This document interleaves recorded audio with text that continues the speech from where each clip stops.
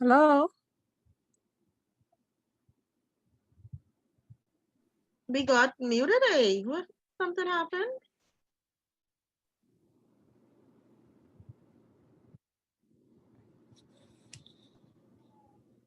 You can hear me now? Okay, yes, we can hear you now. Yes. I don't know what happened. Yeah. Miss Hattie, you were speaking all that time? Yes. What? It's We our ain't hear nothing. we was waiting No, for Natasha. the participant showed that their You're mic was off. Just How waiting. come? Wow. Okay. Start again then. I said, I started off by saying you all are well aware of all the laws that govern property. Agreed? You know them out of your head. Agreed. Okay. Then the next section, they speak about the agreement for sale. And we went through the agreement of sale earlier. And I said the most important thing about the agreement of sale, when two persons decide to sell, other person to purchase a property, is deducing title. You have to be able to deduce good title. And so it is incumbent upon the vendor to provide the requisite documents for the purchaser to be able to deduce title. One of the key things I see, there's always a lot of back and forth in matters before the court, is in the part when there is failure to deduce good title. If the vendor cannot deduce it, he has 21 days to complete his deduction of title. And the purchaser can ask for his deposit back, or because this is a contract, they can make an agreement to just cancel it, or the purchaser may say, guess what? I not only want my money back, but I'm also going to seek damages. In some instances, the purchaser may say, guess what? You cannot deduce good title, but based upon maybe the warranties that you gave and the guarantees that are in the contract, I am going to go to the court and I'm going to ask for a specific performance, which means that I want to be able to purchase this property and carry it out for the purpose upon which we agreed. If the purchaser fails to complete the purchase, to pay the purchase price, or if he just say he's not going to deal with the purchase anymore, he doesn't want the property anymore, the vendor, of course, can cancel. And the purchaser forfeits the deposit. Now, of course, the vendor, again, because it is a contract, he can just rescind the agreement. He decides that he no longer wants to deal with any of their questions, any of their requisitions, costing him too much money, too much time. He could just rescind the contract. And of course, the purchaser may withdraw the objection if they wish to within 7 days. So like in all contracts, there always have to be certain clauses. So there'll always be warrants, there'll always be undertaking, and there'll always be indemnification. And these are usual clauses within a contract. So if you are going to purchase a piece of property and it requires regulatory approval, let's say you're changing the zone from residential to commercial, then your sales agreement would have in there subject to regulatory approval. And of course, the vendor can also be sued if he makes a misrepresentation of a fact with regard to the sale of the property, or any other warranty that he undertakes that is not fulfilled. So attached to the sales agreement is the schedule. It shows the completion date and a description of the property. And we all know that once everything is completed and you've paid the purchase price, of course, then you have to pay the government the stamp tax. The purchaser and the vendor always come to some agreement with regard to what we call all of the closings. Come in. Good night. And some of the closings are the real property tax, any outstanding utility bills, any bill is outstanding. They come to an agreement who's going to pay what, whether it's 50-50 or someone is going to pay 75-25 or whoever's going to pay all of it. But that agreement is made in that contract. And of course, once it's completed, then it has the deed, you have the deed of conveyance, and then you have the recording at the registry of records. And then any other applicable regulatory applications that need to be made can be made at that time. So it says here, note that there are other conditions that the purchaser may wish to include. One, again, it depends on the property, where the property is, and what you want to do with the property. So you're looking at, you may ask for a survey plan. You may ask for boundary markers. You may also say, I want an appraisal done. All of these things can be discussed prior to the sales agreement being drawn up as to who is going to pay for what. Note that the purchaser's deposit will be refunded in full if the purchaser is unable to secure financing for the balance of the purchase. And normally that verbiage is actually in the sales agreement. So you're purchasing a piece of land subject to being granted a mortgage. And so that means that if you're unable to do so, then of course it falls away. And you normally will put a time period as to how long you think it would take for you to qualify for a mortgage. Anybody have any questions, any horror stories they wish to share?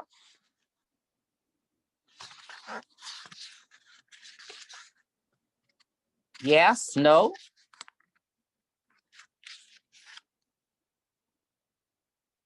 Hello? Not at this time. Oh my God, you all are quiet. What Hello? happened? No. I left you all for a couple of weeks and you all are not. It's actually miss you. What happened? You all You gone so forsake us. quiet. We got used to not really having our chats in between lessons. What? We catch No. feelings. No, you know, I don't like silence. Okay, look at the document I sent, the one on Commonwealth of the Bahamas, Treasure Key, Abaco, Bahamas. But what I'm concerned about, Ms. Archer, is the purchasers being refunded all of his money. That normally doesn't happen. No, No, we have maintained a portion of that due to our work entertaining them. You shouldn't suffer no loss completely. you mean as the vendor? That's what you mean? As the vendor, we should retain some of that funds out of the deposit based on the mere fact that we entertain these people. If they don't get a mortgage, hey, we wasted our time, our effort, and our energy and produce all these things. No. Okay, so listen to me now. If you want, say you want in the event that they are unable to obtain the mortgage, let's say you want to retain out of that purchase price 10%, 15, whatever percentage you want. Okay. The whole point is that this is a contract between two parties. As long as the purchaser agrees, you put it in the contract. Okay. See, that's the beauty of it. Because it's land, of course, the agreement has to be in writing. But it's okay. Let me ask you this, so you can it'll make it a little bit clearer. You know what a contract is Yes. in law. Yes. In law, the elements of it. Yes. Okay. So as long as the elements are there for the formation of the contract, then whatever agreements that you come to, as long as it's legal in law, you can put it in. Okay. So there's nothing wrong with you saying. It's understood ahead. now. Yeah, you understand. Yeah. Okay, so if you look at this one, this example I gave you, this agreement is made, whatever, hereunto the vendor and the purchaser. And it says, it is agreed as follows. The vendor will sell, the purchaser will purchase, the unencumbered fee simple estate in possession of the hereditaments described in the schedule. Hereto, together with all appurtenances thereunder belonging. You know what that means?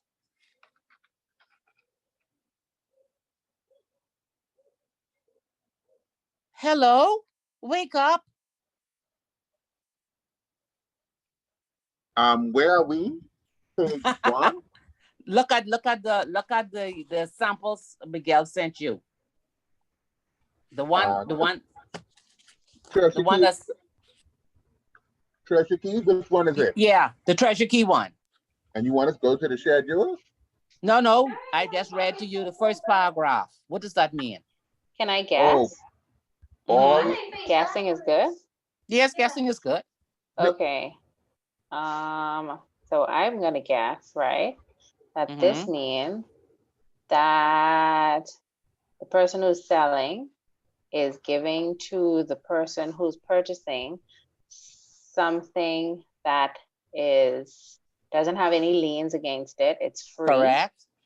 Hereditament, I think it means something along the lines of everything that's in it, I guess, or everything that comes along with it, I think. Uh-huh. And then I have no idea what on God's green earth This ain't green earth. something with the A word. I don't know what that means. Appertains But to I'm this. right, but I'm going to assume that has something to do with all of the things that are in this estate or in whatever it is they're selling. Easements. Right, right, exactly. So yeah, so kind of guessing, but I think that's what it means. Legal jargon is not my forte, but it looks kind of sort of like that's what it means. It looks sort of like. Yeah, Give you- sort of, kind of. Archer, an example of it would be, so I know that it means like anything that's fixed on the land. Maybe like a pool or a shed or gazebo, something like that. Yeah, that's what the appurtenance means. Any accessory that's there. And other things that we share with other persons, like a sewer system, the poles, light poles, and all of that. So let's go to the second paragraph. It says the purchase price for the said hereditaments shall be the sum described in the schedule hereto, and upon execution of this agreement, 10% thereof shall be paid to the vendor's attorneys as a deposit, and in part thereof of the above price to be held as stakeholder in accordance with the following terms and conditions. So like you see, this is just a straight out 10%. Then they go to the stakeholders' terms and condition. The stakeholder should hold the deposit subject to the terms and condition in this agreement, and this clause shall prevail in the event of any conflict between the provisions hereof and the other provisions of this agreement. The stakeholder should not be deemed to have knowledge of any matter or thing unless and until the stakeholder has actually received written notice of such matter or thing, and stakeholders should not be charged with any constructive notice whatsoever. The parties acknowledge and agree that nothing in this clause shall prohibit the stakeholder from serving in a similar capacity on behalf of others. Now I notice they have vendor, they have purchaser, but they never said who is the stakeholder.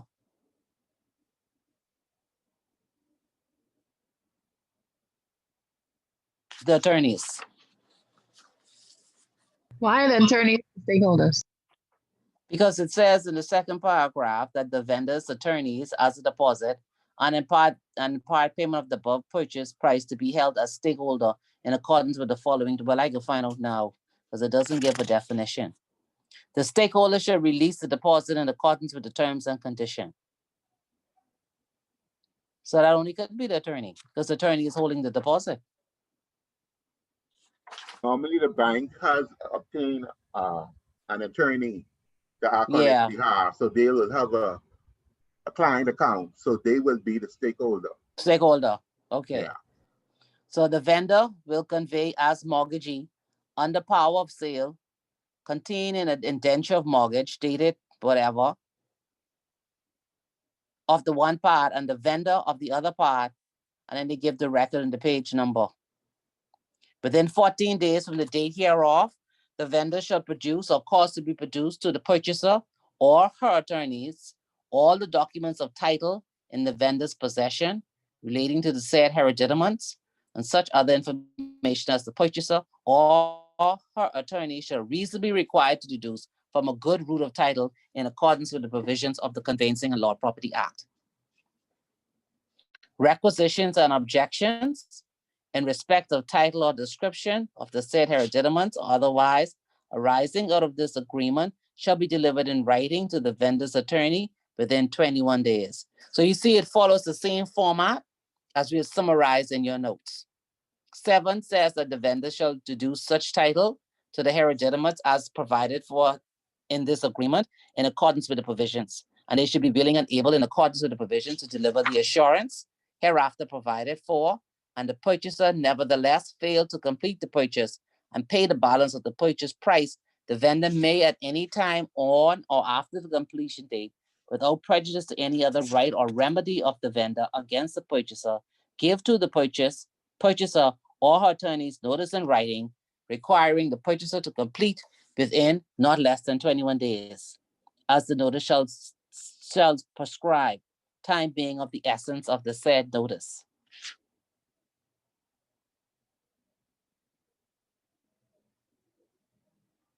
And then if you go down, it says, if the vendor so elects to any of the vendor's alternative remedies by way of damages, specific performance or otherwise, at any time after the expiration of the notice, forfeit the purchaser's deposit without interest, whether earned thereon or not, whereupon this agreement shall be cancelled without further or other liability by either party to the other, save that the purchaser shall return or cause to be returned, of course, all the vendor's documents.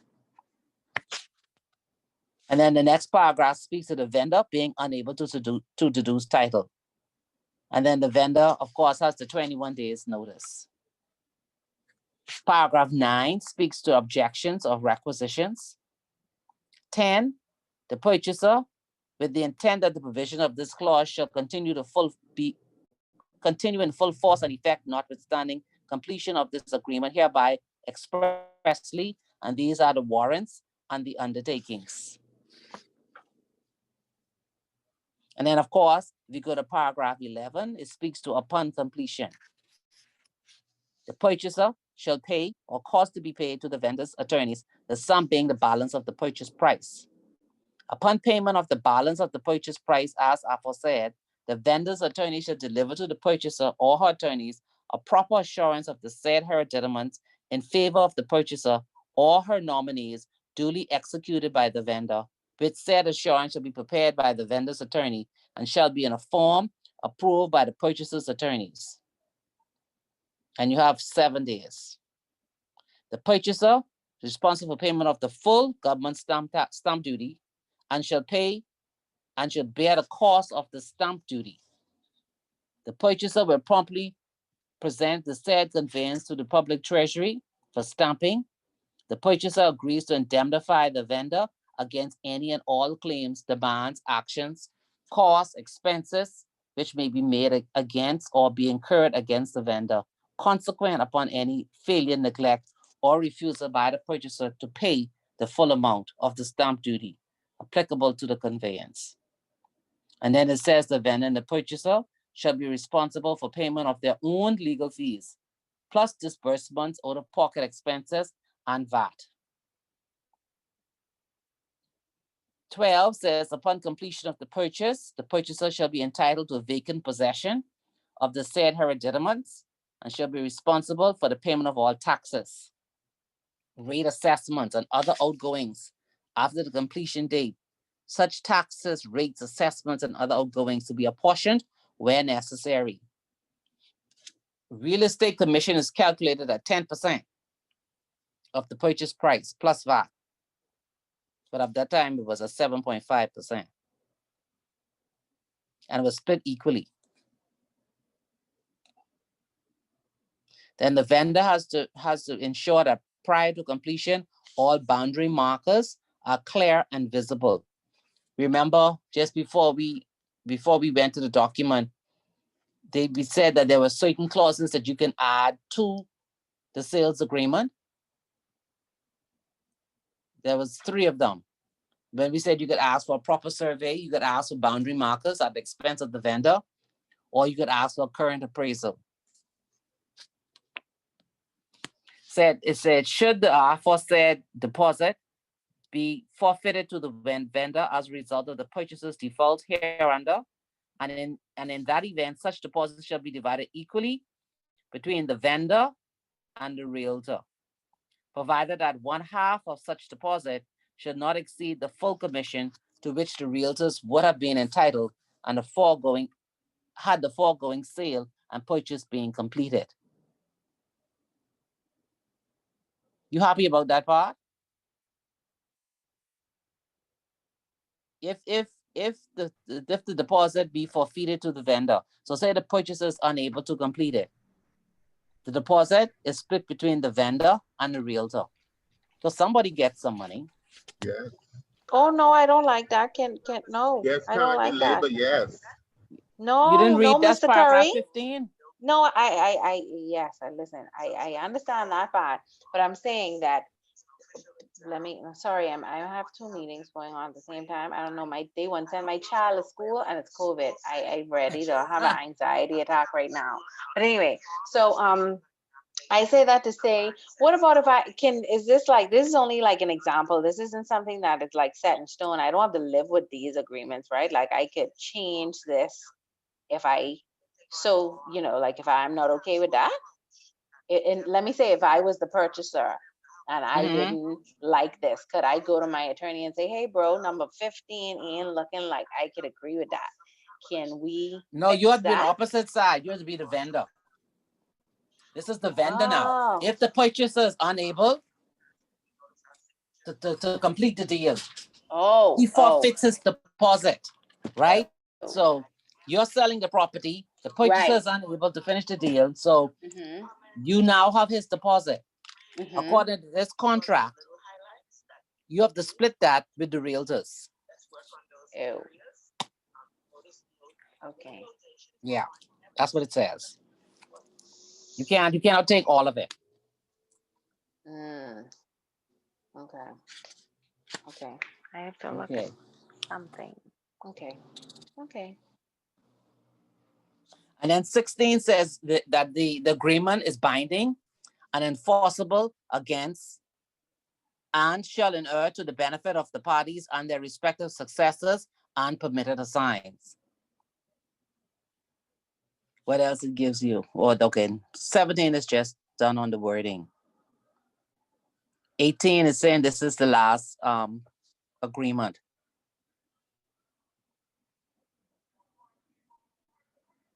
Okay, and then this is just giving the assurance on the 819 gives assurance on the representation and the warranties.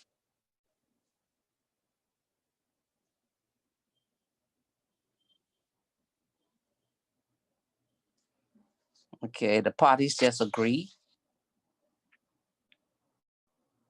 So when you look at paragraph 20, it says the parties agree that in the event any document, legal instrument, or other writing is necessary to effect the terms and provision of this agreement, each party will produce, execute, and or sign such document in order to effect the intent and purpose of this agreement.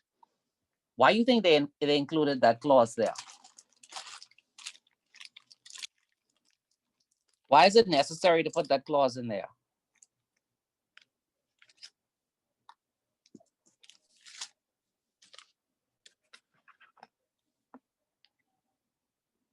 I think each party should bear their own costs in terms of any affidavits that may be necessary to close or authenticate the sale.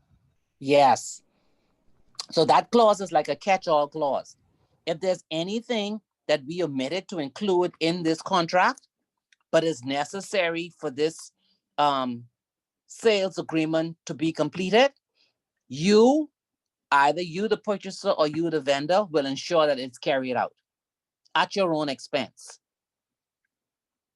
So that's why I asked you at the very beginning if you understand the elements of a contract.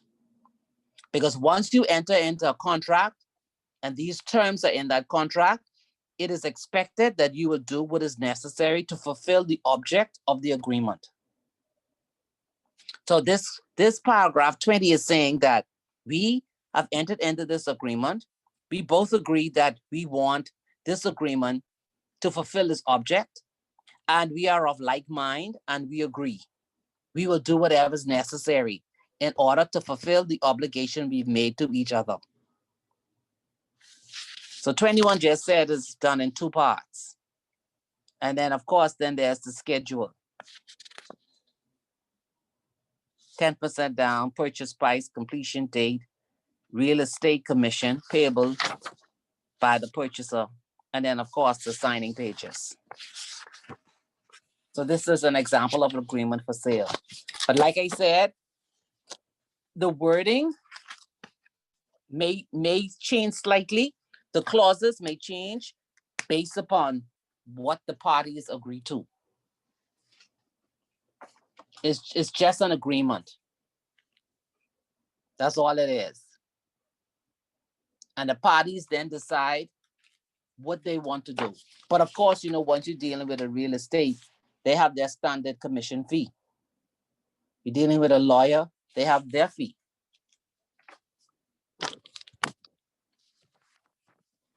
So let's look at an indenture of mortgage.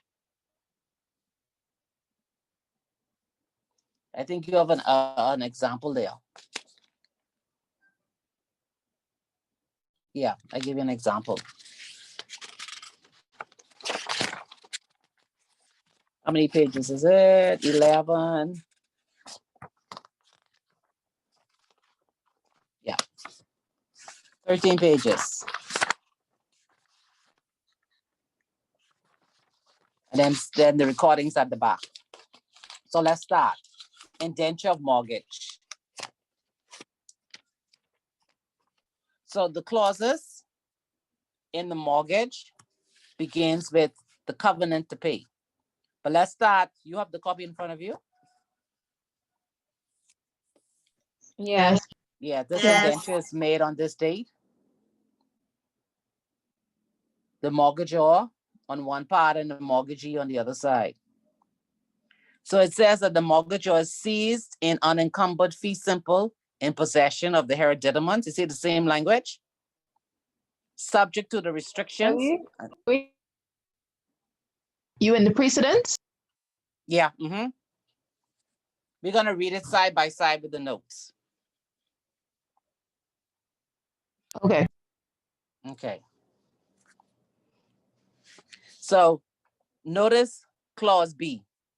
It says the mortgagor has requested the mortgagee to lend to him the sum of 10,000 in B dollars, which the mortgagor has agreed to do upon having the repayment thereof with interest thereupon secured in manner hereafter appearing. So the first thing is the covenant to pay. The mortgagor covenants with the bank that on demand made to the mortgagor or as when the secured sum or any part of them are due for payment, the mortgagor shall pay to the bank the secured sums or as the case may be, the part of them due to be paid. Now there's the charge. The mortgagor as beneficial owner, and if more than one person shares estate or interest in the mortgage premises, grants and conveys and assigns unto the bank all of the mortgage property. Let's see if you can find that paragraph. Which paragraph does the judge? 2. 2, okay. Because it says for the consideration aforesaid, the mortgagor as beneficial owner hereby grants and conveys unto the mortgagee all the said hereditaments together with the appurtenances, I of course can't remember how to say this word, appurtenances thereto belonging to hold the same unto the use of the mortgagee, her heirs and assigns in fee simple, subject to the restrictions and stipulation, if any, noted in the schedule hereto, and subject to the proviso for redemption hereinafter contained. So just by those words, you have actually given the bank the permission now to go ahead and use your property as collateral.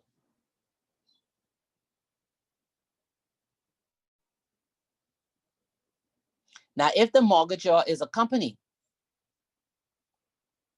normally what you see them do is they will have a floating charge. I think I give you an example of a floating charge too. On the start one, yeah. Look at the next one. There's another example I gave you with a floating 02, page 240 at the top.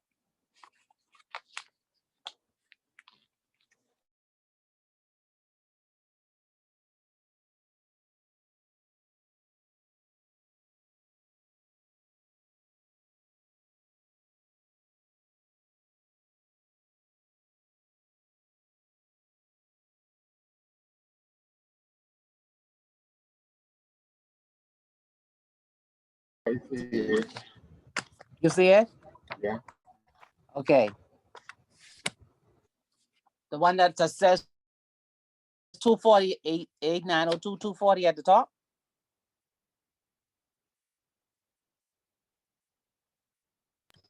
Yeah. That's page 33. Okay. Yeah, Okay, so it says the company as beneficial owner hereby charges with the payment and discharge of all monies and liabilities now or hereafter due from or incurred by the company and owing to the bank on any current or other account as aforesaid by way of first fixed charge over all present and future freehold and leasehold property of the company, more particularly described in the schedule hereto, together with all buildings, structures, including trade structures and the fixed plan and machinery from time to time thereupon, and all the goodwill and uncalled capital for the time being of the company. And then by way of first floating security over all and other, the undertaking and assets of the company whatsoever and wheresoever, both present and future. And so that the company are not to be at liberty to create any mortgage or other charge upon, or so that no lien shall in any case or in any manner arise on or affect any part of the said property. So normally with a company, you would do a floating charge, and it covers all of the material, all of the furniture and equipment, office and equipment within it. Sometimes you can actually do a floating charge over the inventory of the company. So now let's look at the covenants by the mortgagor. The mortgagor covenants with the bank at all times during the continuance of the security to observe and perform the restrictions and obligations set out below. So what's the first one? Repair. Go back to the first indenture we looked at. Do you see where the mortgagor says that he will ensure that the property keeps it in good repair?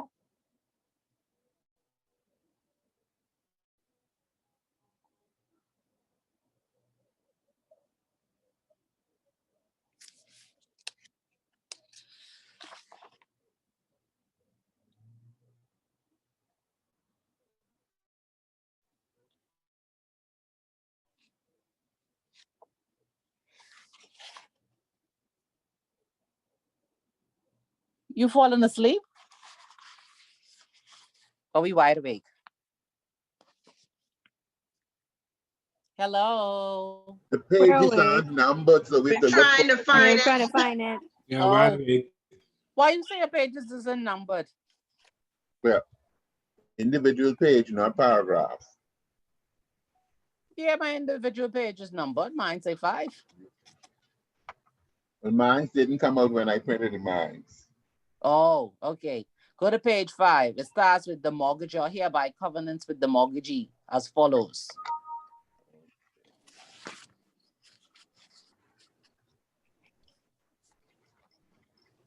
You see it?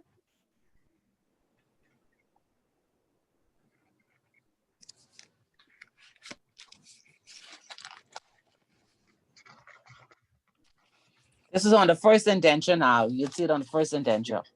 You're looking at the first indenture, but you're not finding your page that you have numbers. Okay, let me tell you where to look. Look for, see if we could find it like this. Paragraphs are numbered.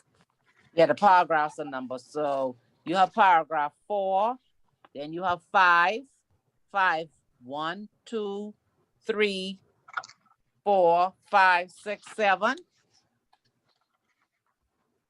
If the mortgage shall sell, is equity. No, it says no. Go down a little bit more. Go to the next page.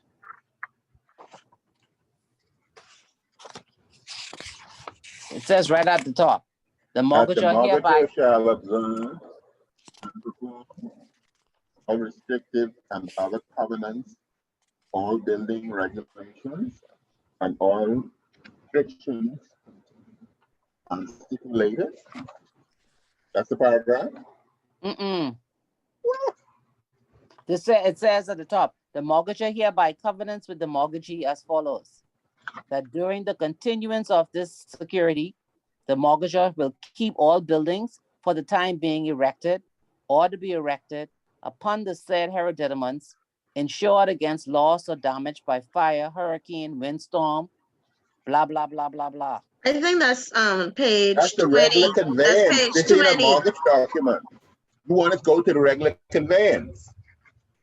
Page 20 and 21, number 7. That's where I seen it. 20 and 21. Yeah, on your if that's how it was sent to you, for me it's page 20, 21, number 7. Let me see. Now I see it. Yeah. Yeah.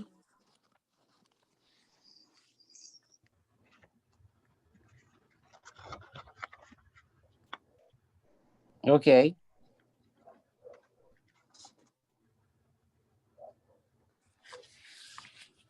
So that's it. So you know that the mortgagor has to keep the house in good working condition. And you have to make sure that things don't become obsolete, worn out, or destroyed. Now, what about payment of outgoings? You see that provision in the indenture?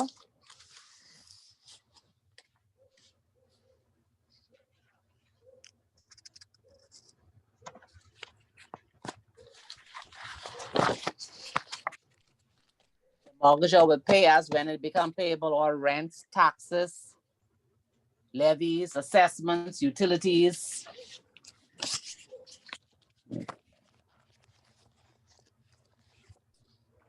See if you could find that in your example.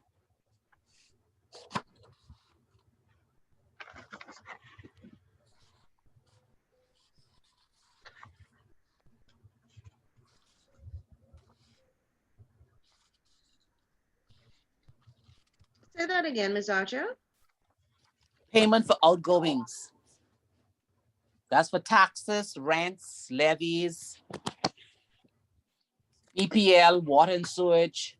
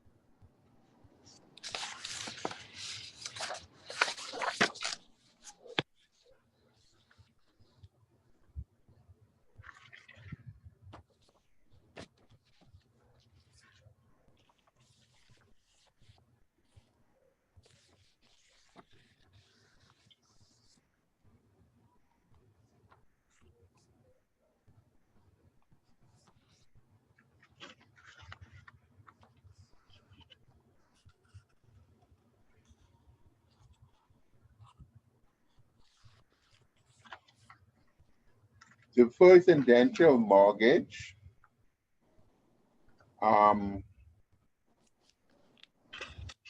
Number 7, if the mortgage shall sell the equity, redemption, in the said No, this, Is it that the top, Mm-mm. the top of our pages, is it that some things are cut off?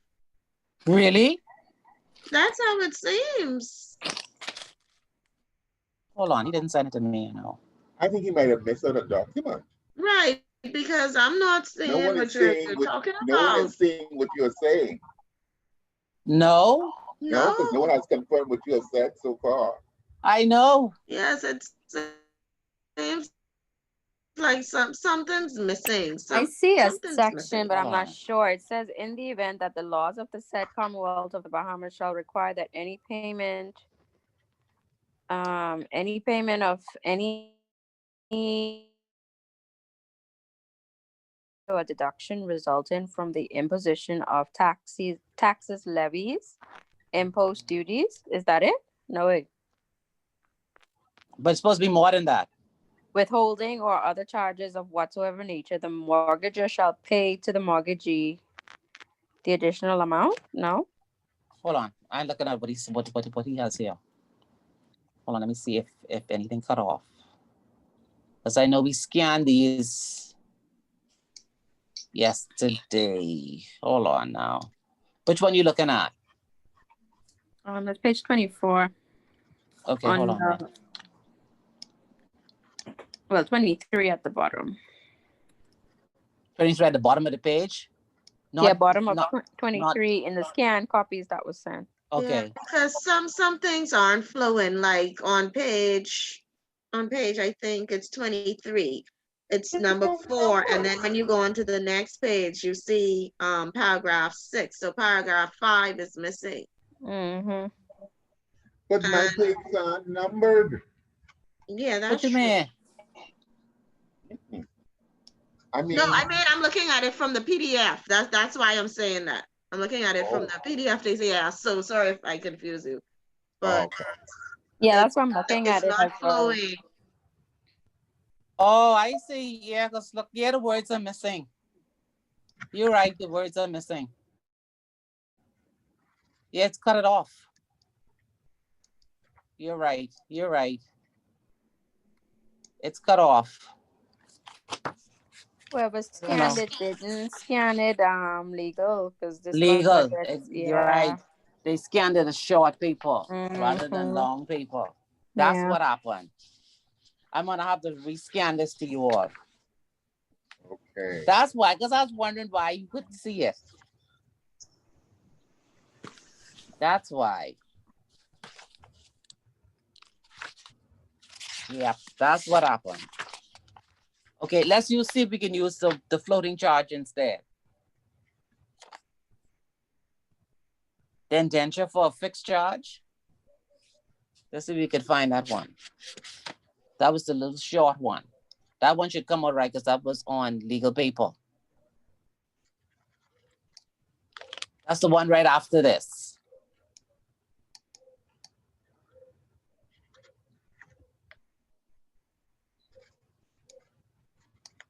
The one that has 8902, page 241. Okay, that one is easy. You have that one, right? Yes. you do. Okay, let's use that one instead then. That's a better one. So yeah, so we had already found the paragraph with repairs. Could use that one. This thing is probably better. So it says on that same one, 8902, page 242, at paragraph 4, subsection 2. It says that during the continuance of this security, the company will keep all buildings and equipment for the time being owned by it in good and substantial repair. So that means that when you have a mortgage, it is your obligation to ensure that the house is always up to standard. And some people don't realize that. They believe because they have the mortgage, they just pay the mortgage and then they let the house fall into disrepair. So the next one is the payment of outgoings.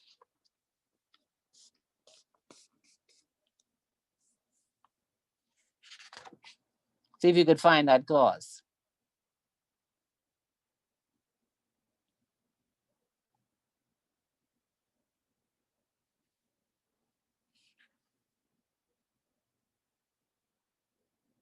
Clause 7,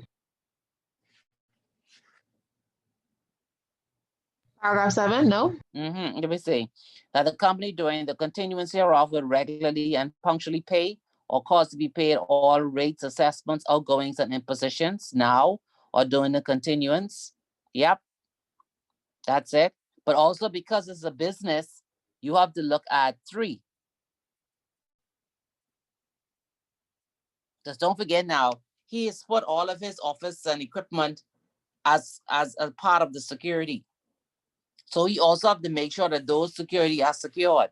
So he has to insure those. So it's not just him paying all the outgoings. He also have to insure those property. So the next one is the mortgagor will permit the bank to enter or upon all buildings, erections, or structures forming part of the mortgage premises.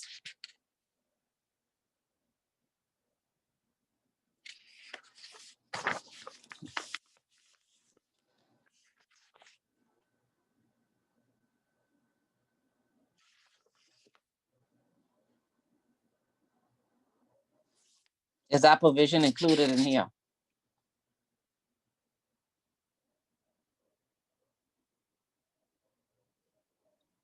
That the bank has the right to go on the property and view it.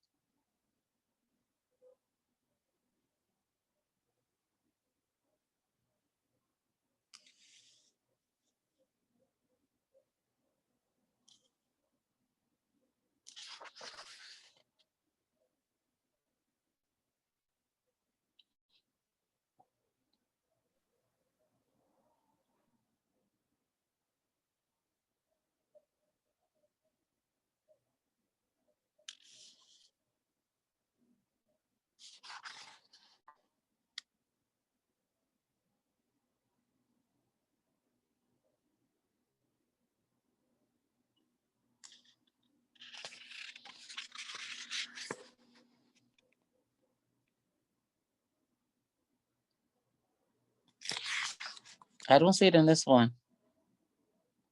No, we look into, I don't see it. Yeah.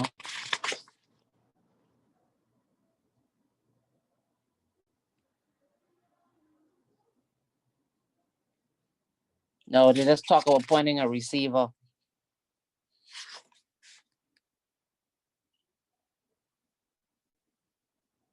No.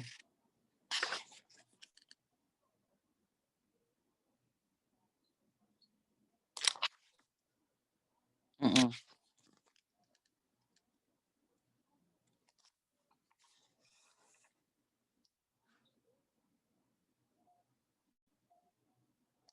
And okay, then insurance. So I already spoke to you about insurance. So go back and look at the insurance clause. So you know when it's a residential home, you have, according to the mortgage document, you have to keep the property insured.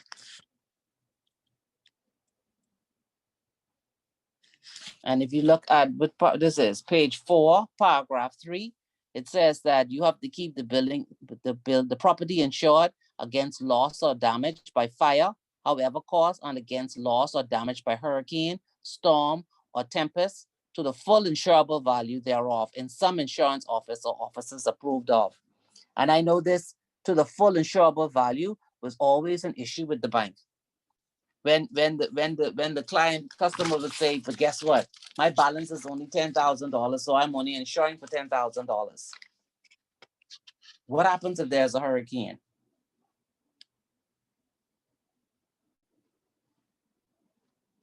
You'd want your house restored and be able to make a claim for the full value of your house, not just the balance you owe, right? No, I'm telling you what some people would do.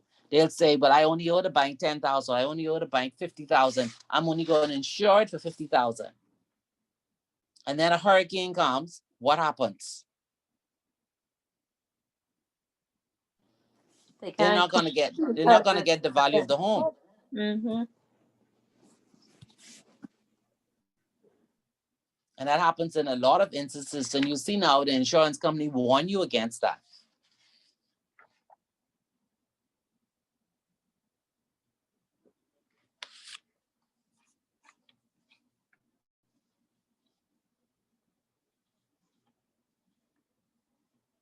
So you normally would insure your house for the full value against fire and hurricane.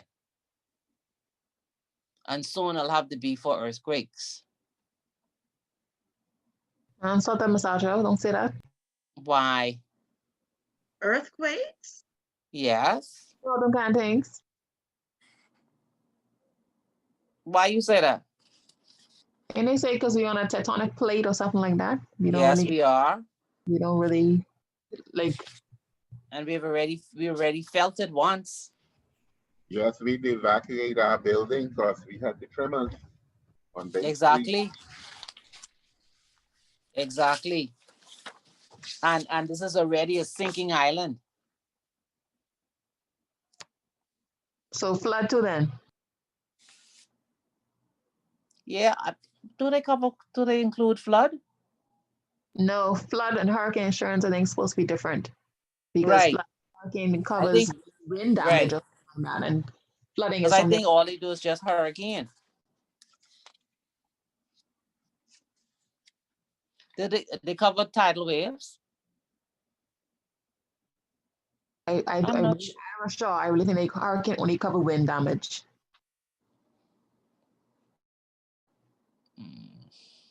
No, I'm thinking about it because how the weather has changed. Before you just get simple hurricane and fire, but now you need hurricane, fire, tidal wave, and earthquake. Here's what I don't understand. Catastrophic storms. Would it be? You know, these insurance is very, very funny, you know. I honestly don't understand why I should have all these subcategories of insurance. If I'm insuring my house for the value of it, no matter what happens to my house, I should be able to rebuild it. You know what I mean? No, what you mean?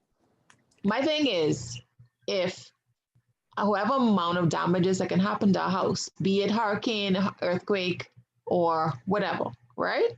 Worth $350,000. And insurance premium on damages for that. I mean, insurance based on that rate. Okay. So if I have insurance for fire, my house burns down, you got to replace the whole house. You got to replace the whole house. Okay. I don't understand. No, I don't think that works like that. My thing is, why separate the coverages? I don't want to, you know what I mean? My house is my house. I want my house to be whatever happens, but I want it to be repaired or, restored or whatever the case may be. Why separate? Oh, you're covered for fire, but not hurricane. Oh, you're covered for hurricane, but not theft. Because each one is a different risk. Comprehensive risk. Why you can buy comprehensive for a car? Why you can't buy for? House is different. Miss Archer, why though? Like, why can't house insurance just cover your whole house? Why does it really have to be separate? I mean, I know it's to make more money, but I never understood that. Everything is not to make more money. Yes, it is. Why you keep? No. We live in a capitalist society. You're saying like how you could buy comprehensive insurance, which covers everything as you say, right? Or you could have a business and you could buy an all risk coverage that covers practically everything. You want to know why for home they don't have an all risk policy, correct? Yes, ma'am. I've never heard of it. Right. And so here's my thing. Common sense ain't so common. Why isn't it a thing? I don't know. The insurance companies will not bat an eyelash for charging you a premium for an insurance based upon the value of your house and physical property, even though no damages can actually happen to your physical property. But they wouldn't think the persons might want comprehensive coverage on their home. Be whatever, whatever happens to it. It doesn't make any sense. The thing is, it makes money, but it don't make sense. No. Okay, so for next class, I'll have to find out for you if the insurance companies here offer all risk. If they do, I think it's a matter of like a bundling. They'll just say, okay, of all insurance that we cover, let's say 4 types, right? Hurricane, fire, flood, and earthquake, let's just say. And theft, 5 types, okay? What they do is they bundle then all 5 of those type of coverages and give you a fee based on that. I don't know if they charge it individually or if they have like a markdown, I don't know. But Yeah, because it's not a cure-all. So if lightning strike my house, I'm not covered. yeah, because I know normally when you speak about all risks, it's like I was saying earlier, all risks normally have to do with property casualty. So if you run in a business or you run in a bank, you can get an all risk. Or when you're doing construction too. Here's the next thing, Masacha. Yeah, but they normally don't give it for residential homes. But here's the thing, Masacha, what I don't understand is only so many things that could destroy a building. Well, I understand them separating insurance by the physical structure and let's say and like secured fixtures, and separate like if they have your furniture and your personal items insured. I understand that difference, right? Right. Actual, first of all, the property. If my house and property is worth $300,000 total, right? $100,000 for the property, $200,000 for the building. Okay. The insurance companies will not bat an eyelash because they think you don't know any better. They will give you a rate of insurance to pay on the entire $300,000. Even if my house burned down, my property is still worth $100,000. Nothing can happen to the physical property, okay? Or hardly anything. I don't understand why they wouldn't go all coverage for the physical building, because there's only so many things that can destroy the building, i.e. fire, hurricane, let's just say earthquake, because our buildings codes are not built to withstand earthquakes, and possibly flood. Right. Okay? So what they offer to us here is what you call peril insurance. Where the insurance stipulates what it covers. Right. That's what they offered us, peril insurance. So that's not a hard thing to define. That those are pretty much the only things that can happen to destroy a building. You see my point?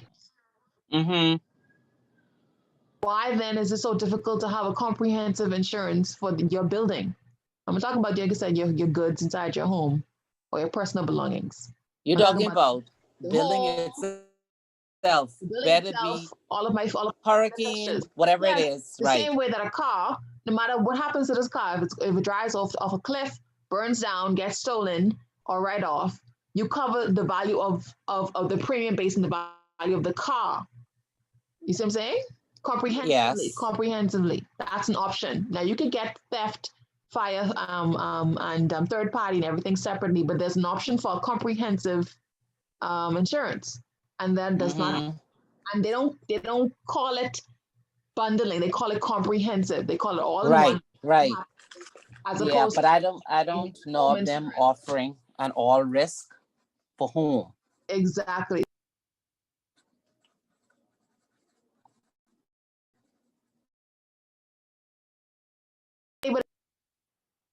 Yeah. I can find out if they have it. Maybe it's too costly. I don't really understand why, because at the end of the day, the house is gone. No matter what method the house goes, if my house burns down or if my house has flooding, the house is gone. So either way, you're going to have to pay out for the value of my home. Why should it be any different?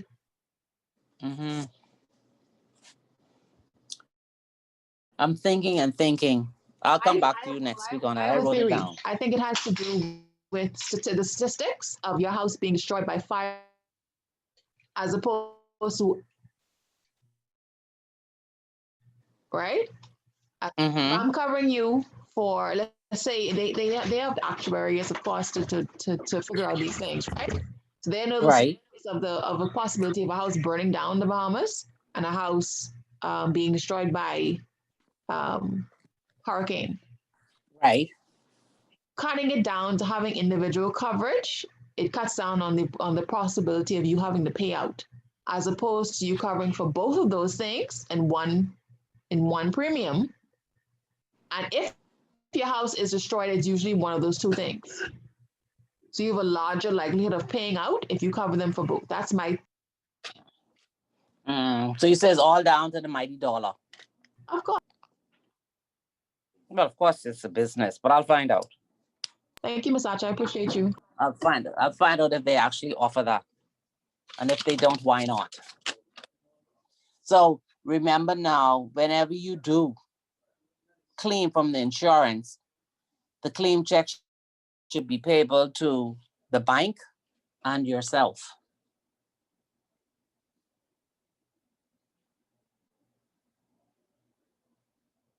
Because you have a mortgage on the house. So by law, it has to be in both names. So the mortgagor will observe and perform the encumbrances and the terms of all the conveyance, the grants, the assignment, the contracts, agreements, and other deeds and documents from time to time that affects the mortgage premises and binds the mortgagor. The perfection of the security. The mortgagor will execute and do all such assurances and things as the bank may require for perfecting the security, including any charge over future acquired effects forming part of the chattels. Preserving the mortgage premises, facilitating the realization of the mortgage premises in such manner as the bank may think fit and direct. Now I know long time ago, now when I say long, I mean long time ago, maybe before some of you were born, bank officers used to drive around and inspect houses. After the mortgage was granted and you were living in a house like 10 years or so, they used to come around and check to see if the mortgage property was being kept in good repair. I don't think they do that now. Anyone know us?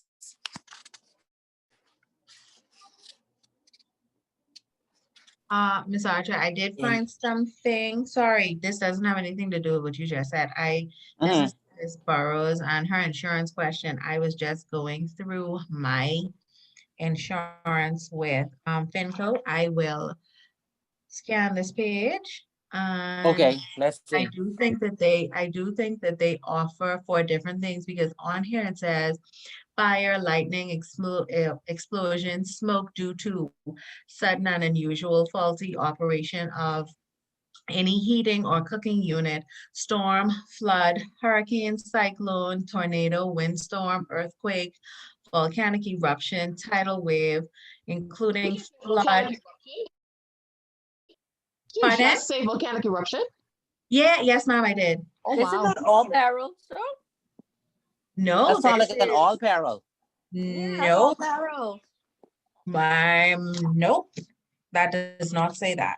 No, because I have two different kinds. I have my insurance from when I actually first got my home, which was my contract works insurance, which was when we were doing renovations.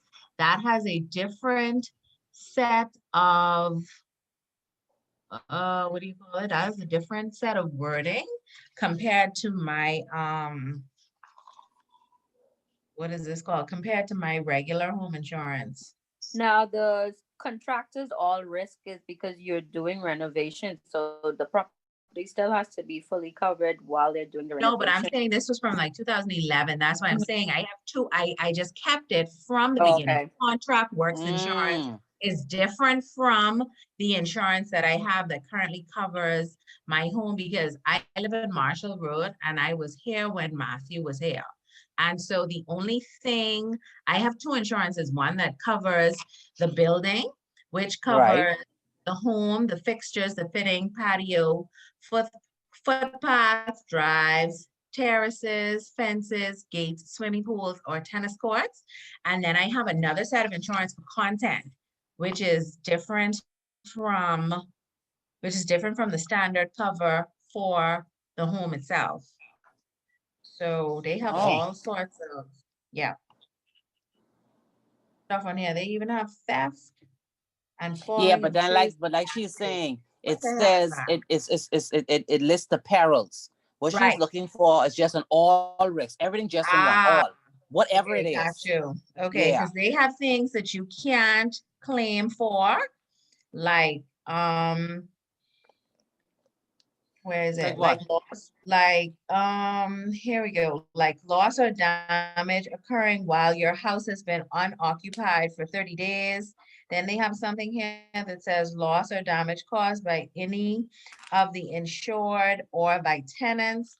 Loss of damage occurring while the house has been, oh, that's the same thing. Okay, loss or damage to fences, gates, unless the damage is caused to the home or landlord's fixtures and fitting at the same time. Loss or damage caused by faulty operation of cooking units which were not connected to a chimney or a smoke pipe or a vent or all sorts of. What chimney? Where you get chimney from? I don't know. That's what the paper says, Ms. Hodgson. I only read what it says. So I'll scan it. Volcanic eruption. Seriously. I don't know. But then they have a whole list of exclusions, mind you. Like they have a lot of things that they have on the standard cover, but they have a lot of exclusions that is just. That sounds like that was for Hawaii. I think that they were trying to make up words. Like when you have an essay to do 300 words, you just trying to, fluff it up a bit because I cannot imagine. But my point is this: if something were to happen and you had to claim, then you'll come to find out that you really cannot claim. Well, I can tell you one thing. When we had Matthew, when they had the, what do you call them? Yes, dear. Give me 1 second. When they had, what do you call them? The people who come to look at your home after, what do you call them? The, oh my God. Yeah, not the appraisers because they The send adjusters? The adjusters. Yes, the adjusters. So these adjusters, the adjuster that they sent, he could not have been Bahamian. Well, anyway, I'm going to assume that he wasn't Bahamian. And when he came in and he said, okay, this and this needs to fix and blah, blah, blah, and whatever, right? Then what do you call him? Then the appraiser came, right, with his own thing saying, oh, well, this damage was only whatever. So let's just say that the adjuster said it was $17 a square foot to repair. Then this adjuster comes in and he's like, oh no, I think you could do it for 10. And I'm like, the hell? What do you want? Where did you come with? Well, seriously, it was a good thing that, we were a little bit higher when we got the house. We built it up a bit in terms of the floor, and then we used Durock instead of sheetrock on the bottom floor, on the bottom areas anyway. But what I'm saying is that who gives you the right to come in and tell me, that this is what it costs to fix, and then you send somebody else back to say, no, it can cost less? These insurance people be stealing your money, and then they take your 2% deductible and talk all kind of foolishness. So, but Burroughs, be careful. But when you deal with insurance is a totally different law. And don't forget, now they're insuring you, but they're also in a business. So you have to be very careful when you purchase insurance to make sure you're getting the coverage that you need. Yeah. And also watch for the deductible. Yeah. Sometimes the deductible that you have to pay doesn't make any sense. It doesn't. Yes, I went to say that was because they went to 2% after Matthew. They probably gone up more now. Yeah, because I found out today. Apparently, they say car insurances went up. They sick. I'm talking about it by a lot. I think that's because a lot of people didn't pay. What? For car insurance? Yeah, since COVID, barely people licensed. They got much less insurance. Man, I did. Yeah, because this guy, he went to get a quote for his car. His car was stolen.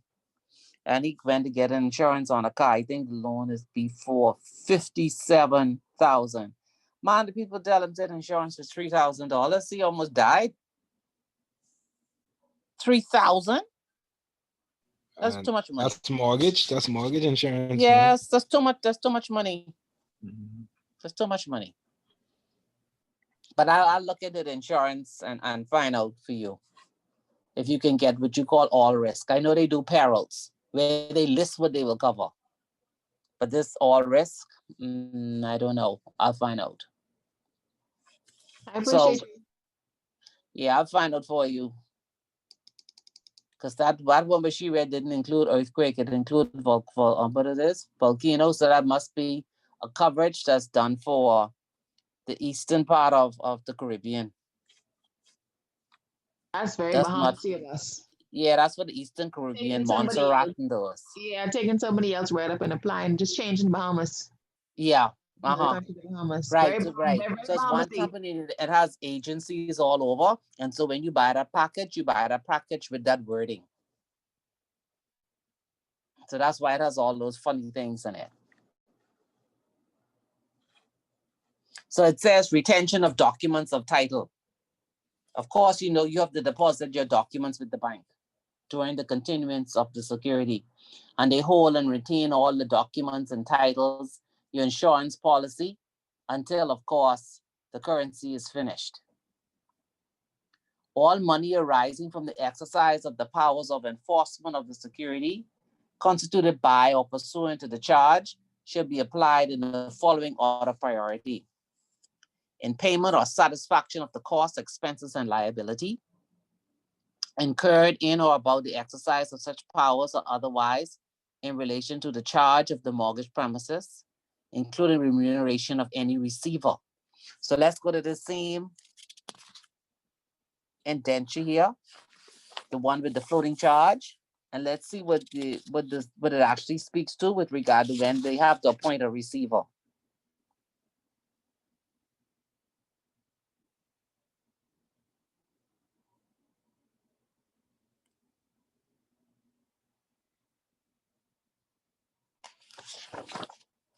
I just read it just now.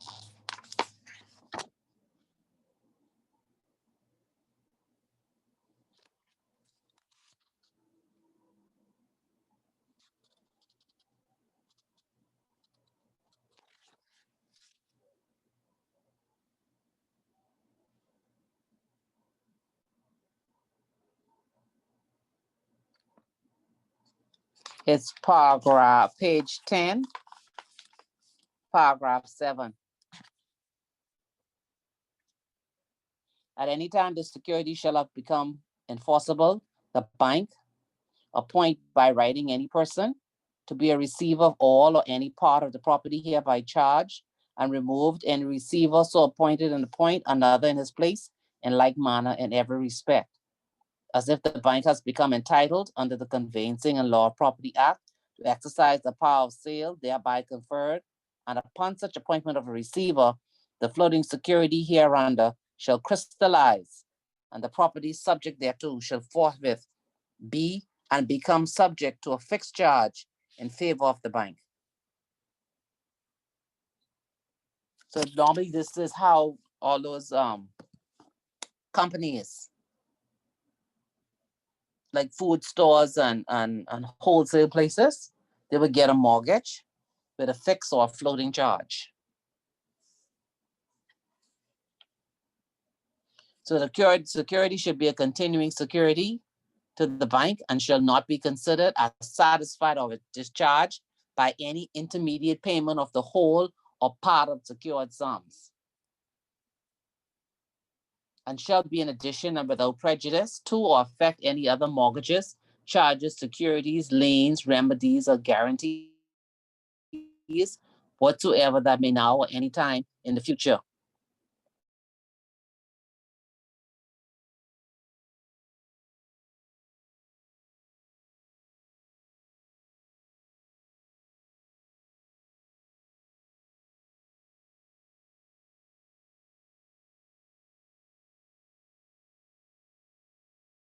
Obligatory for the bank to perform them or to settle, liquidate, or contest any claim made against the mortgagor, and to pay all costs, expenses, and damages.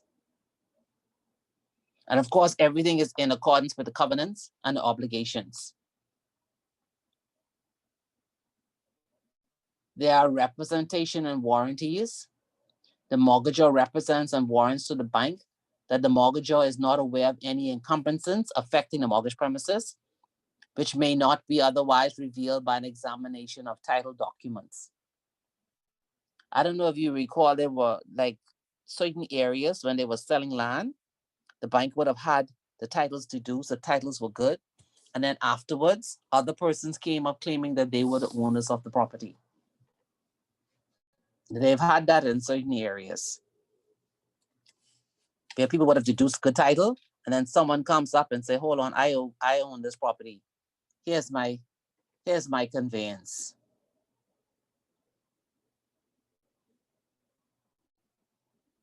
Discharge of the charge, if a mortgagor shall pay to the bank all of secured sums, the bank at any time hereafter, at the request and cost of the mortgagor, will reconvey or reassign the mortgage premises to the mortgagor or as the mortgagor shall direct. The matrimonial home, the mortgagor hereby acknowledges and declares that the mortgage premises do not comprise or constitute the matrimonial home as defined in the Inheritance Act 2002. Did anyone bother to look up the Inheritance Act 2002? To see what matrimonial home is defined as?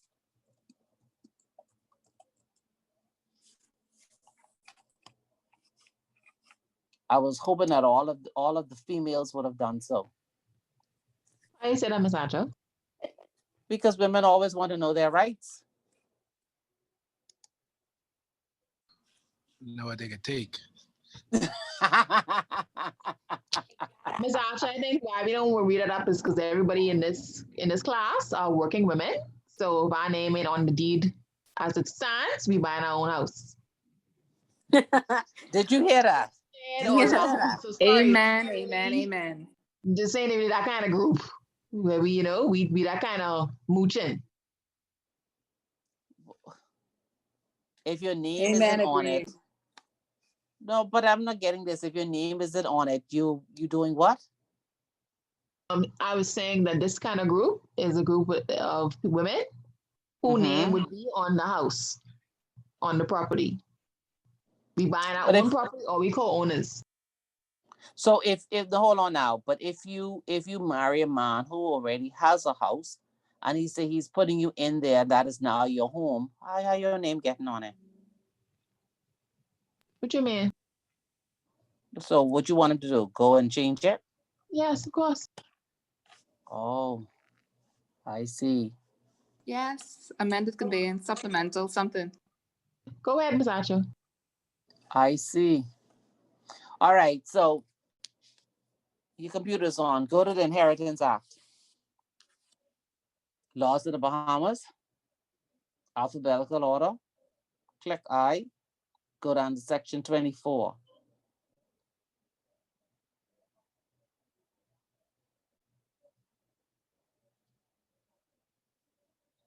That's protection against eviction. Yes. Yes. Since you found it, read it. Just so the men could know. Notwithstanding anything to the contrary and any other law, and subject to the provisions of this section, a surviving spouse who is not entitled to occupy a matrimonial home by virtue of a beneficial estate or interest or by virtue of any other written law, giving him or her the right to remain in occupation, shall have as regards the matrimonial home on the death of the other spouse who was entitled a right to continue to reside in the matrimonial home and not to be evicted or excluded from the house or any part thereof in which the surviving spouse was residing at the time of the said death by the personal representatives or heirs of the deceased spouse, except in accordance with the occurrence of any of the events in subsection 2B or 3. And it says the enjoyment of the right of occupation conferred by subsection 1, that which you just read, upon a surviving spouse shall cease upon the death or remarriage of the holder. So as a wife, as long as you had a beneficial interest or the spouse had whoever was the deceased had an interest in the home, you have a right to stay there. But once you remarry, then that right falls away.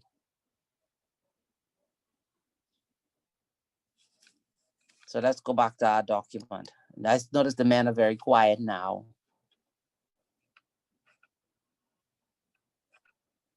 You should have been using the word spouse from the get-go. But you know, there's always a lot of contention when husband and wife, let's say the husband dies, but then he leaves the house to someone else and not the spouse. You know, that is very contentious. Because, girl, get up out my house. Exactly, that's what they normally do. But if it is the spouse, no, you cannot put them out. They stay there until they die.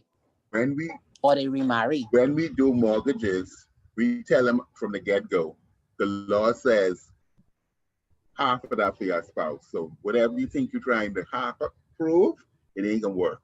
So we let them know from the get-go, your spouse, if you're married, this is a joint mortgage, that's all we're gonna entertain. But then, you know, some people get caught in the crossfire with the joint mortgage, because I know some people where the husband was supposed to be paying it all along, and then the bank call and say, hold on now, you're behind by 3-4 payments. That's the funny thing when you're doing joint. Because you be thinking everything is paid and it's not paid. When you get a joint mortgage, they taking a deduction from one person.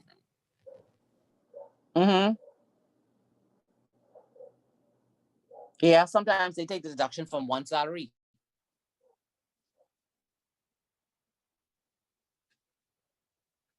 Yep. So an indenture of conveyance, it's a legal document and transfers the ownership and property from the vendor to the purchaser. And of course, there are the general clauses, the name and address of the party, the vendor's title, the agreed purchase price, the requisite approvals for sale of land, and upon receipt of purchase, the conveyance clause and the description of the land. The conveyance is recorded at the Registrar General's office. And what it says here, note that their property may be conveyed as joint tenancy, as a right of survivorship, or tenancy in common. And again, they say legal consideration should be given to the matrimonial home. Now you could have a further charge, which is the first charge, or you could have a second further charge. You know, that's when the bank call you and say you have equity in your home, come and borrow some more money. Christmas is coming. So for the further charge, the legal document further extends your credit facility to the mortgagor. And of course, it's secured by the mortgage itself, the security in the mortgage. So this is where you use your equity in redemption, and then you would ask the bank for a further charge based on the same security. And so here, this gives you what a further charge, the clauses which would be included. So paragraph A will refer to the indenture of mortgage between the borrower and the bank, which is typical.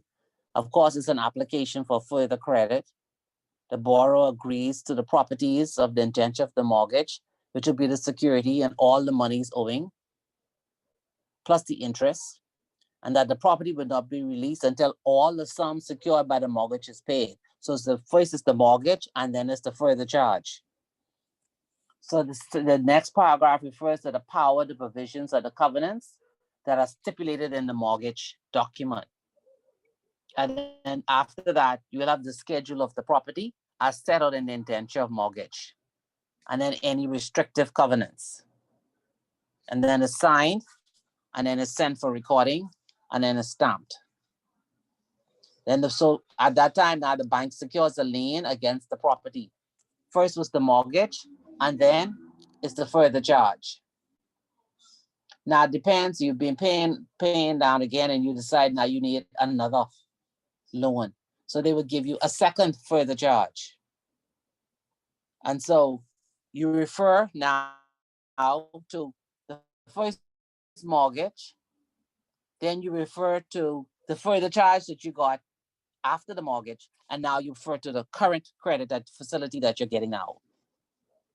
And of course, you agree with this one that you have to pay off the mortgage, the first charge, and the second charge before your property is released.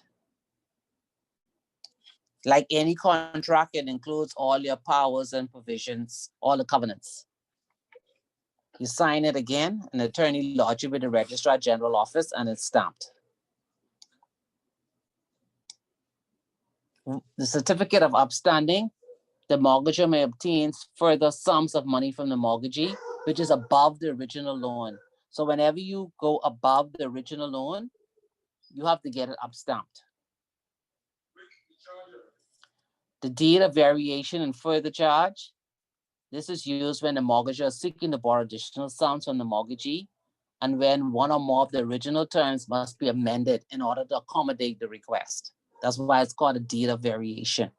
Whenever you want to change the term of a document, you have to seek approval by preparing a deed of variation. Then, of course, the opposite could be a deed of correction. And this is prepared and lodged at the Registrar General Office to correct the schedule of the property. If there was a further charge with the same property as security, then of course a separate deed of correction is done.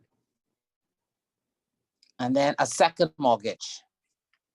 This is a legal document that covers a loan secured by a mortgage's equity in the property with another financial institution. We spoke about this earlier too.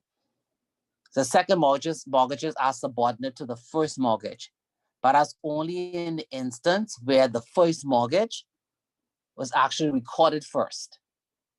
Remember, I told you before, you can get two mortgages, and whichever one records it first, that's the one that has the first security against that property.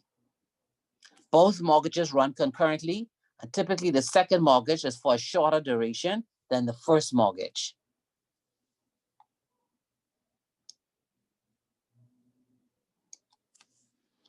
Now, any more questions? Yeah.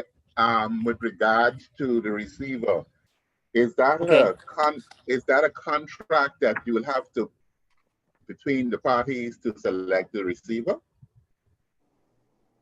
Not a legal document, or we would just no. I think the bank just engages a receiver. Okay. Yeah, the bank engages a receiver. Because don't forget, now the receiver will be acting not on behalf of the lender, you know, it's on behalf of the bank. Okay.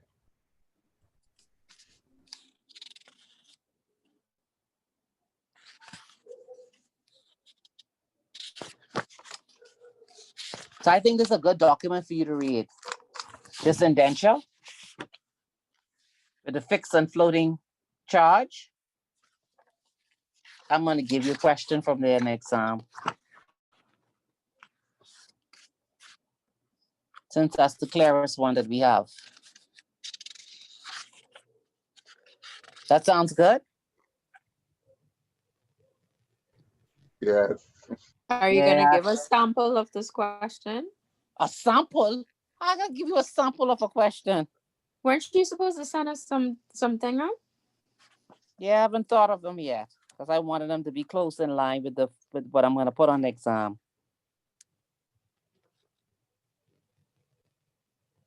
You'll get them. Okay. You'll get them. Let's go back to the matrimonial clause. I can't hear you. You're getting muffled. Can we go back to the matrimonial clause? You're still coming out muffled. She says she's gonna go through the matrimonial home clause. Oh. Meaning under the Inheritance Act? Yes, in the mortgage document. So what happens if your borrowers are married and they get a loan? Would that then be adjusted the way that it is? Okay, repeat what she said because it's still coming out muffled. Correct me if I'm wrong. I believe she said what happens if the mortgage is in both of their names. They separate. Is that what you asked? I could hear it a little bit. You went out too. I don't know. Maybe my internet is in and out. Would you say they separate? No, they don't separate. Maybe put it in the chat so we could read it out to Ms. Archer. Oh yeah. Type. Yeah, because that's a mic. Yeah, it's echoing.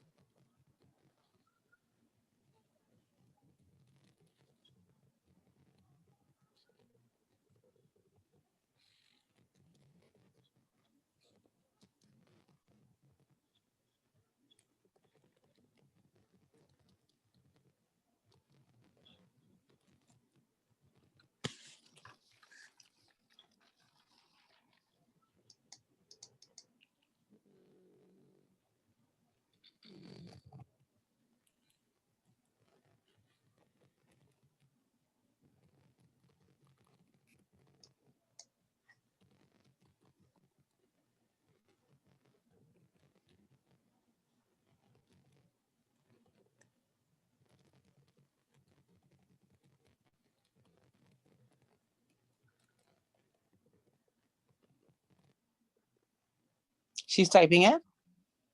Still typing. Okay.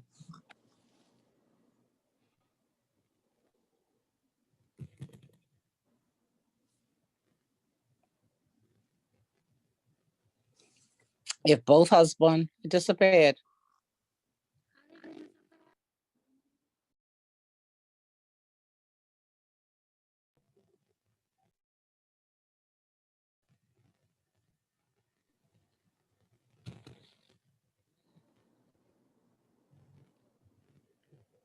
Can you see it?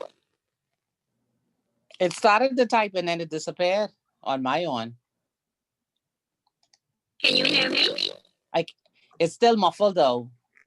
If someone could hear you, Miss Archer.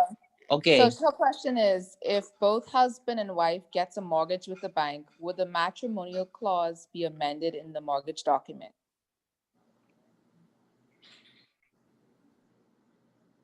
If husband and wife get the mortgage, why would it be amended? Wouldn't it now fall apart? Wouldn't it now be the matrimonial home? Yeah, but when you get the mortgage document doesn't say this is a matrimonial home, you know. The matrimonial home comes from you dwelling in the house. Right, so this is your intention. You intend because you are already married. So do you intend for this house to be your matrimonial home? You intend to live here as husband and wife. I think the matrimonial clause is regardless of whose name the mortgage is in, or if something happens to you down along the line, the fact that if you are still legally married at the time that the house is, still there and your spouse dies, whether you live there or not, you have a right to the house. I think that's the point of it. So it doesn't matter. Right. Because there's no more, you remember before they used to say, in the old days, they used to say, female wives, the wives had a dowry in the home. Dowry went away with the Inheritance Act. And what they did is they make provision for whether it's husband or wife, whoever's surviving at the time of death. What normally happens is if there's a legal separation, the court will legislate who pays what and whatever. That's a private matter, have nothing to do with the bank. No. Yeah. So you have to separate the two. The act speaks to when there is inheritance. I speak to when they're husband and wife, and then there is death. But you could enter into a mortgage with a bank, and then, like he's saying, you decide now that you want to have a legal separation, you want to have a divorce. That's a separate matter. That doesn't fall under the Inheritance Act.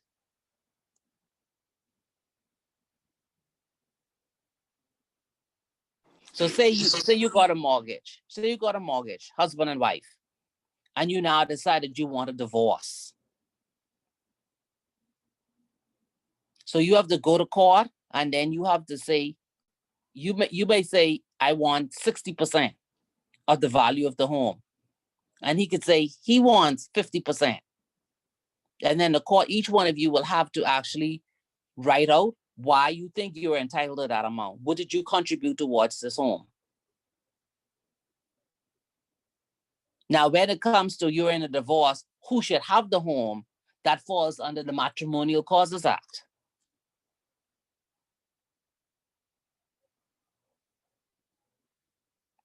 So everything depends on what is the issue that the court is trying to decide. And that determines which piece of legislation they're going under. Based on my experience, we have where the husband still had to pay because children were still in the home. He Yes. still contribute to the mortgage. And some instances, one spouse had to pay out the other one in order to get the home. Yes.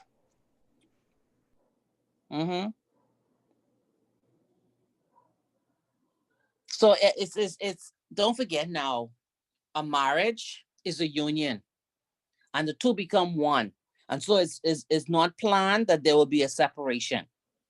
So whenever there is a separation, in most instances, it is not a tidy split unless both parties can sit down with cool heads and say, okay, we have two homes. I take this one, you take that one. But when it's just one home, they have to decide, okay, I want the home. The next one may say, well, I want the home. One has to pay out the next one. Other than that, it has to be sold. And then like he was saying, if there are children in the home, in most instances, if the children are going to stay with the wife, they stay in the home.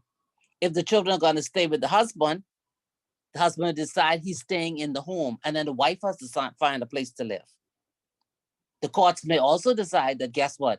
Because she has to find a place to live and she's been accustomed to living like this, he may have to pay a part of the rent where she's going to live.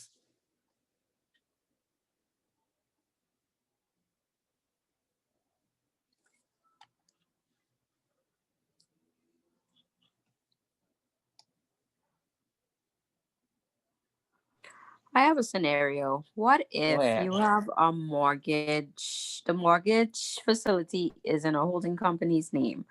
The holding company has the wife, the husband, and the wife's brother as shareholders, right? Now, the wife and the husband decides they're going to divorce, and the husband is leaving the home, matrimonial home, which is held in the holding company shares. What was I gonna ask you? Can the I forgot my question. I lost my train of thought. It's gonna come back to me. Give me a sec. I lost my train of thought.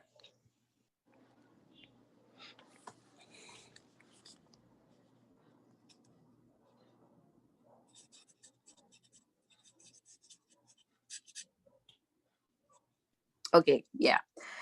Go ahead. The court approved their divorce, and the husband decides he wants to leave the home in trust of the daughter who lives in the home with the wife. Would it be feasible in terms of being easier for the husband to be removed as a shareholder of the company? I mean, or is that automatic because it's now going in trust to the daughter? Or would it be more feasible for the wife to then convert the mortgage, which is being shown in the holding company's name, to now her name? I don't know if my question be. I'm trying to figure it out because the holding company holding the matrimonial home, remember that the company is a separate person. So the mortgage is in the name of the company. Yeah. Not in the name of the beneficiaries of the company or the shareholders of the company. No. Right. So the company owns the matrimonial home. Mm-hmm. Correct? Correct. Okay. So you're saying that two of the shareholders in this holding company are husband and wife. Correct. So you're saying that the court made a decision that the matrimonial home will go to the daughter? Yeah, it's left in trust to the daughter. I don't think it works like that. I think what happens is No. that because it's a company. I'm asking this because I came across a document recently that had that in the court order indicated that. And so now the wife is seeking. But hold on. How could the court decide to give it to the daughter and the asset, the home, is owned by a company? What they'll have to do is the trust, the father can leave the shares of the company. His shares, right, in trust. Right. And then by that way, she gets custody of the house, but they can't move the property in the company's name from the company's name to her name. She can be shareholder of the company. Right. And then whatever his shares were in the holding company is what he can give to his daughter. Okay. So when you form, right. So when you form the holding company, if the shareholder, let's say the husband got 40%. Mm-hmm. Then they would say the wife got, I don't know, 30%. Then the other relatives, whoever they were, may have gotten 15. The husband can only give his 40% to the daughter. Okay. The wife still holds the rest because this property is owned by a company, not by individuals. Okay. So even when it comes to the mortgage is the name of the company, not the shareholders. Okay. So what did you see the court say? How did they word it? I can't fully remember, but I know that the home was left in trust of the daughter, and the wife basically is trying to get him to no longer have access to the home. But from what I could see, because he's still a shareholder of the company, he still has rights. That's my assumption. So I'm confused to the whole process. How did the daughter? The daughter's underage. Oh, and so he left he's leaving his holdings in trust for his daughter. Correct. Okay, well, that doesn't stop him from being a shareholder. So he still have the right to enter the matrimonial home. So wouldn't it be then easier for them to, I guess, change the company's directives to remove him? They can't remove him. No. He's not a director, he's a shareholder. So he has a vested interest by way of quote unquote purchasing his shares. He'll have to sell his shares to them. He's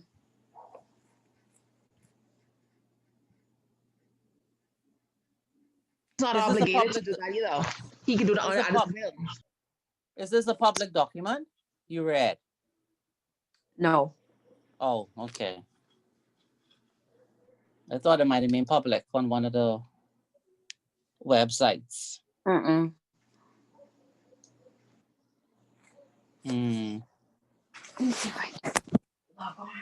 So she now is trying to have the husband removed. Basically, yeah. No, that cannot happen. He'll have to sell his shares.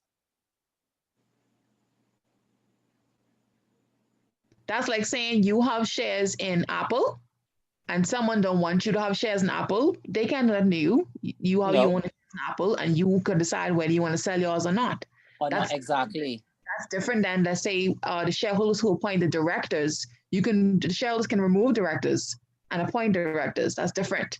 But directors don't own nothing. As the shareholder, which he's the owner. He's a part owner. So if she doesn't owner, she has to either buy him out or get him to sell his shares. But Exactly. she can't force that to happen. And that's the whole point of putting it in a company's name. You can't manipulate it like that. Mm-hmm. So her whole issue is that her husband is coming in and out of the house. Precisely. Well, he still owns it. It's a property of the holding company. So there's nothing she can do unless she buys him out. How about she sell her shares and go somewhere else? But she could do that too. But obviously, being a woman, she doesn't want to do that. No. She prefer for him to move out. And he looked like he ain't gonna let that happen. So what he could actually do is he could name some astronomical price to be bought out at that he know that she can't afford. Exactly. Or just outright just say no, he don't have to sell his shares. And there's no way that you can't forfeit shares. You know? No. Mm-mm. Only in like she could try though. She can't even try, Ms. Archer. Like that's so. But she's saying she's trying because she's saying that she see where she's applying to the court. That must be what's up. Now I don't know why a lawyer wouldn't sit down and figure this out, that just can't happen. You see, had they not had it in the company's name, it had only been a domestic issue. And exactly said something like she doesn't feel safe with him in the house, or it's up right. She has the kids and she no longer wants him there. They can kind of petition that even while it's being sorted out. They can kind of put a little, I won't say embargo, but put a little. But this is right. So that's something different. Right. So they've moved from domestic and matrimonial dispute to now to go into the realm of company law. So they move into a different law altogether now. It's not as simple as that. I feel sorry for her. Yeah, because a lot of young people are doing that now, when they purchase a home, they put it in their company's name. I would have never imagined it could have been used for this purpose though. I was, but in this case of like this slip, this is terrible.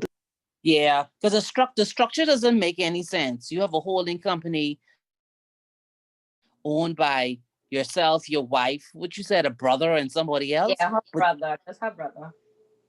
Her brother? Mm-hmm. And then one of the assets is the matrimonial home? I think that's the only asset in the company, actually. They did what? I think that's the only asset. Oh. But that doesn't make any sense. Yeah.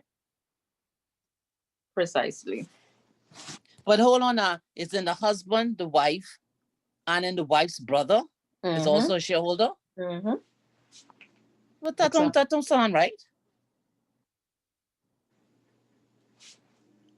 Unless the husband and the wife borrowed money from the brother. Or it may be that this was a home that the brother and sister owned, and then he invested in it and refurbished it or whatever. I don't know that far back, but I know the brother's name is on it. So in order for the brother's name to be on it, he must have had an interest in the home before they put it under the holding company. Mm-hmm.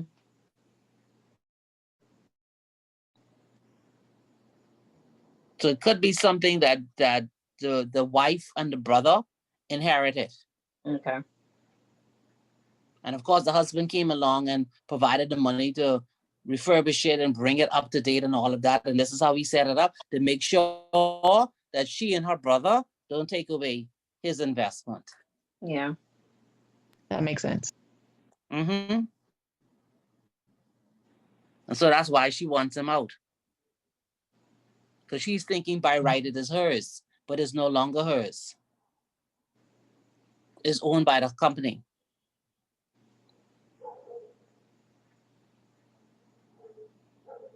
Now, seeing that they are now divorced, right? Wouldn't the husband still be liable for the mortgage? Seeing that it's in the holding company's name, and he's still a shareholder, no? It depends on the mortgage.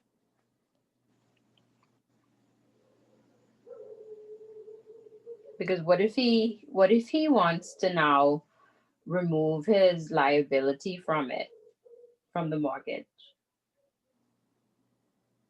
But don't forget that the mortgage is with the company. Yeah, I remember. So the company is the one that the bank goes after. Mm-hmm. He's just a shareholder.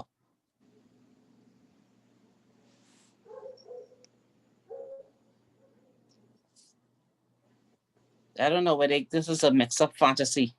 Very mix-up. Yeah, it's just mix-up. But this is what he probably did to protect his interests in that home. And now she wants him out, but it can't work like that. But why would you still want to live in the home if y'all now divorced? I don't understand why. I've already put my money in it. What do you mean? Why would I walk away from it? And then, like you said, this is the only asset. So yes, okay, so why am I going to walk away from it? It's very hard to walk away from something when you put all your money into it, you know. Yeah. It's very difficult. But that's a good one, but that won't go far. It won't. It will not. So if she does decide to buy him out, can she then convert the mortgage into her name and remove it from the holding company? What she has to do is, if she owns it right from him, she can dissolve the company or whatever and have the mortgage put in her name completely. In her name. Yeah. Gotcha. But of course, there's also the brother, you know. Don't forget the brother. Yeah, I forget about the brother. Yeah, that's the brother too.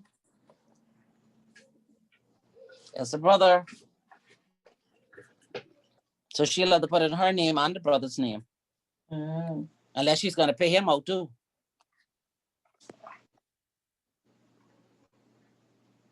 Yep. It's not simple. Yeah, it's not straight cut. And they create these things to get fancy. It backfires. It's the truth, it backfires. They hear about these things, they set it up, but no one tells them these are the consequences when this happens and that happens. They just know it sounds good, let's get it. And being human nature, most people cannot live together for a very long time. They decide, I don't want to live with you no more. Let me go.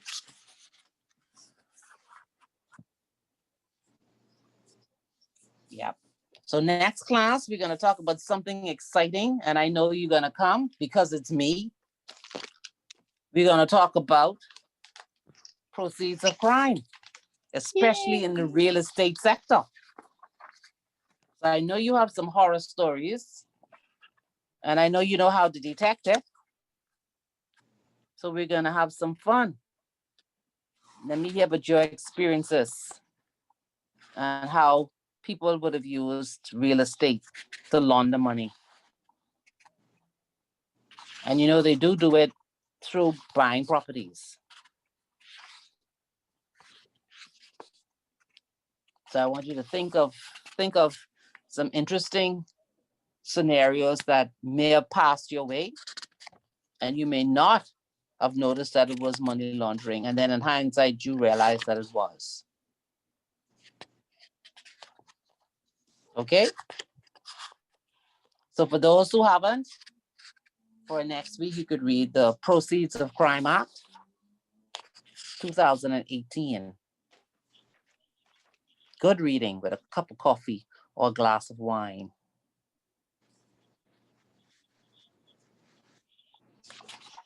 Sounds good? Yep. I know about that massage. Okay. Yeah. All right. So Proceeds of Crime Act for next week. And we'll be discussing money laundering and real estate. All right? All right. Okay. I'll talk to you all next week. Good Okay, evening. Bye. Okay, bye. Good evening. Good evening.